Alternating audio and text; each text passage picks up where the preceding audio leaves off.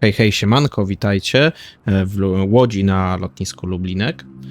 Dzisiaj zajmiemy się staruszkiem Douglas DC-3, już taka trochę legenda wśród samolotów, a nauczymy się, jak tego staruszka uruchomić, jak nim wystartować oraz jak wstępnie ustawić w nim autopilota, więc zapraszamy. Więc tak, na początek pojawiamy się w kokpicie, wiadomo, gdzie mamy dużo przełączniczków. Na początku wydaje się to dosyć skomplikowane, ale wcale nie jest, więc wstępnie omówię. Jakby co, do poruszania się będę używał kursorów, ewentualnie się przełączał między widokami, bo jest tego sporo. Więc zacznijmy tutaj od górnego lewego panelu. Co my tu widzimy? Widzimy podpięcie do zasilania zewnętrznego, które przy okazji sobie włączymy. Potem mamy oświetlenie pozycyjne, lądowania. Na początek włączymy sobie oświetlenie pozycyjne, żeby w ogóle widzieli, że coś chcemy robić w samolocie. Oprócz tego, co tu mamy? Mamy podświetlenie kompasu, mamy podświetlenie panelu, mamy też przełączenie przełączenie śmigieł, jako żeby natychmiast się zrobiły tak zwane piórkowe, czyli żeby nie stawiały oporu. Na tę chwilę tyle z tego panelu potrzebujemy. Mamy tutaj jeszcze oczywiście odladzanie szyby, podgrzewanie pitoty, odladzanie samego skrzydeł. Więc tak, teraz przejdziemy sobie tutaj. Tu mamy klapy silników. Oczywiście ustawiamy je na open, żeby silniki nam się nie przegrzały.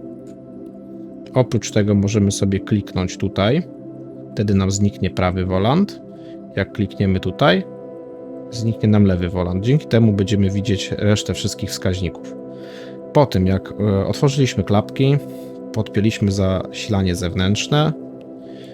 W sumie można włączyć sobie grzanie pitoty. Już mamy odpalone oświetlenie. Mamy teraz kureczki paliwa. Mamy z jednej strony dla lewego silnika, z drugiej strony dla prawego silnika. Oczywiście, że jeżeli chcemy ustawić kurek na lewy silnik, klikamy tutaj w tym miejscu, on nam się automatycznie tym z dziurką tutaj przestawi nam się na lewy silnik. Potem to samo robimy dla prawego silnika. Czyli, patrzcie, robimy tak, przekręca nam się, tak? Super. W tej chwili ustawiamy sobie mieszankę na maksa, tu mamy dwie dźwignie mieszanki, ustawiamy je na maksa oraz skok śmigła ustawiamy na maksa. Przepustnicę ustawiamy na około 10%. Mniej więcej, może być 12%. Po tym jak to wszystko wykonaliśmy, wracamy na panel na górze. Tylko teraz przejdziemy na prawy panel.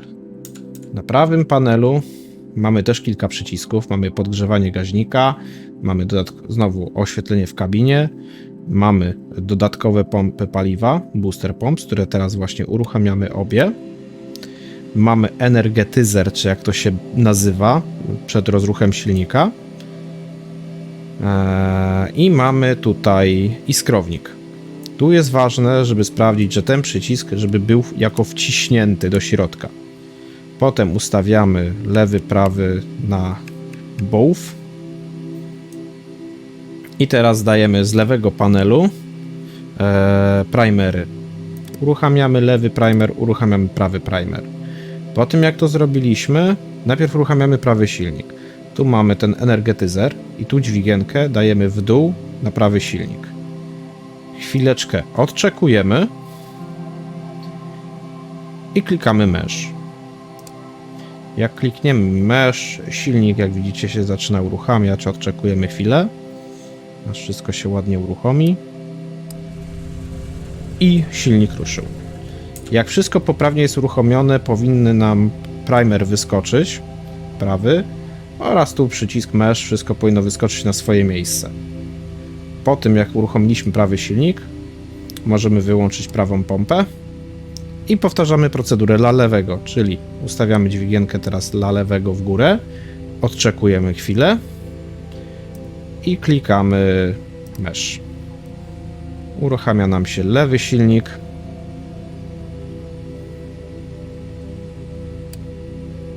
I silnik uruchomiony. Dźwigienki powinny nam wyskoczyć, primery wyskoczyły, tu wszystko wróciło na swoje miejsce. możemy wyłączyć lewą pompę paliwa. Wracamy sobie na normalny widok. Odpalamy sobie światełka lądowania. Odpalamy sobie akumulator dopiero teraz i odpinamy zewnętrzne zasilanie. W tej chwili jesteśmy w pełni tylko na swoim ustawieniu. W sensie ustawieniu, na swoim zasilaniu. Teraz ja używam skrótu Ctrl+4, żeby zejść na panel tu pod spodem. I teraz tak, na tym panelu mamy dwie ważne dźwignie. Pierwsza to oczywiście hamulec postojowy, którą za chwilę zwolnimy, a druga jest tutaj. I to jest dźwignia, która służy do blokowania tylnego kółka. Jeżeli ona jest wciśnięta do przodu, to kółko jest zblokowane i będziemy jechać tylko na wprost. Nie będzie samolot skręcał, tylko to jest na przykład stosowane w trakcie startu, gdy jest duży wiatr boczny, żeby nas nie ściągało. Ale my chcemy spokojnie manewrować, nie ma wiatru. Wyciągamy dźwignię, dzięki temu kółko jest odblokowane, da się normalnie skręcać. Po tym jak to wszystko wykonaliśmy, to w sumie szybka weryfikacja, czy wszystko jest ustawione jak trzeba. Wydaje się, że wszystko jest ok. Dobra, to teraz sobie odblokujemy hamulec postojowy. I myślę, że możemy powolutku kołować. Zaczniemy sobie kołować.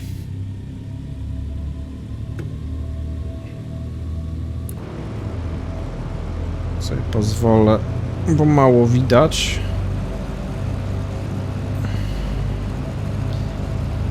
Pozwolę sobie ruszyć i można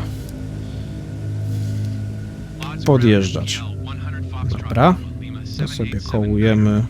Trochę kiepska pogoda na takie testy i loty, ale myślę, że sobie poradzimy.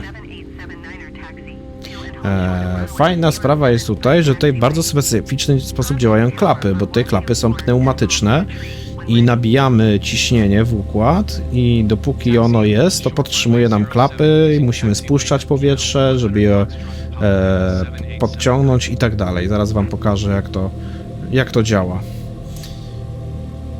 Ogólnie preferuję sposób robienia joystickiem, sobie przełączać klapy, ale pokażę wam, jak to poprawnie zrobić, klikając po prostu w kabinie. Tylko sobie tutaj podjedziemy na postojówkę. Sobie akurat wszystko ładnie przygotujemy. I zatrzymajmy się. Dobra. I teraz tak. Wskaźnik klap mamy tutaj. On nam pokazuje, w jakim stopniu mamy klapy, na jakim poziomie.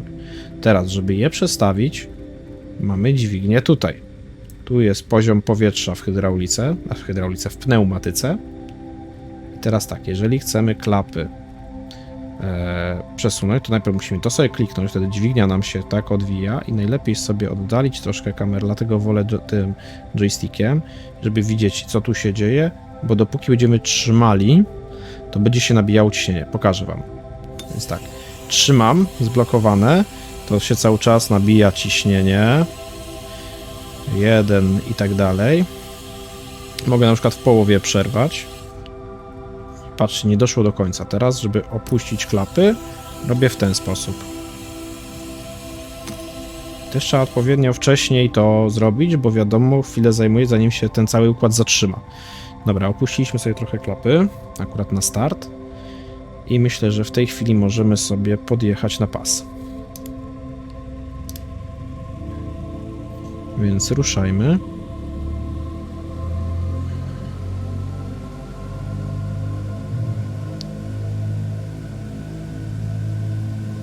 Dobra, powolutku jedziemy na pas.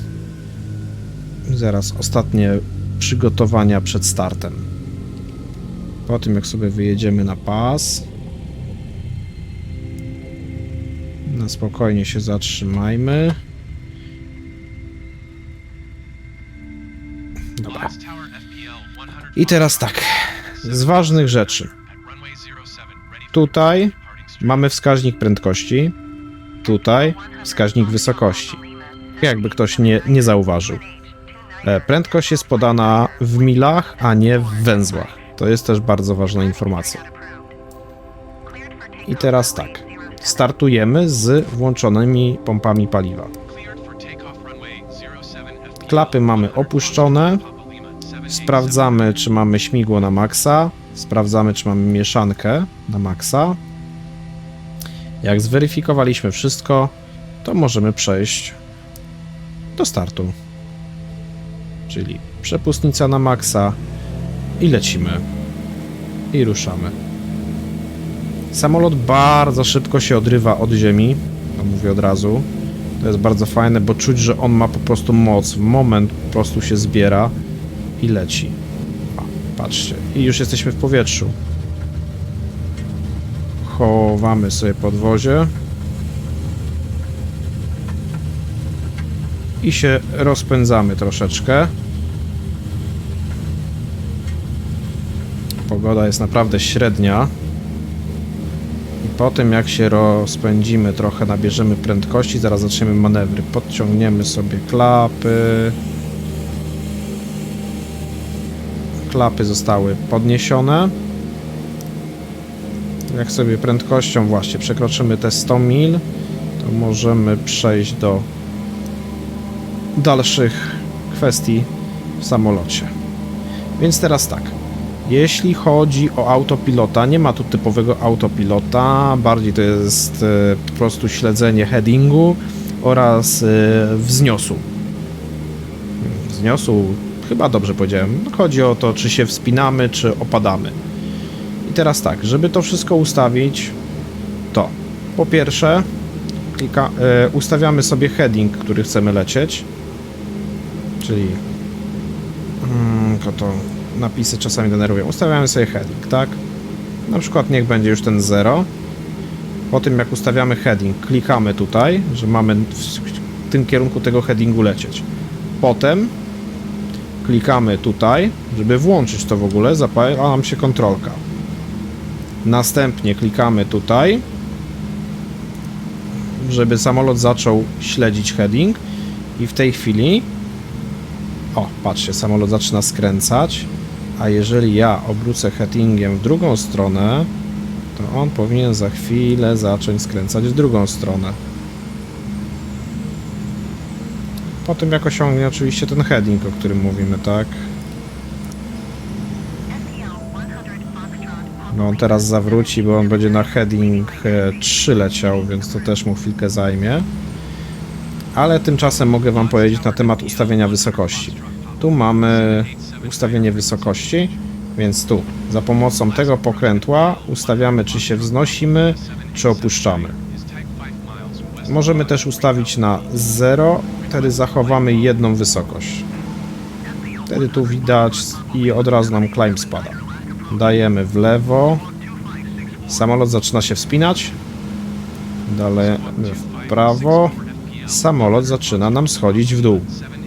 Mniej więcej tak wygląda sterowanie, więc musimy w trakcie lotu na to zerkać tak naprawdę, jak to działa. O, i tak jak pokazałem. Samolot ustawiłem, że ma lecieć na 3. Leci na 3. Skręca w prawo na 0. Maszyna zaraz zacznie skręcać na heading 0. Widzicie? I tak to się odbywa.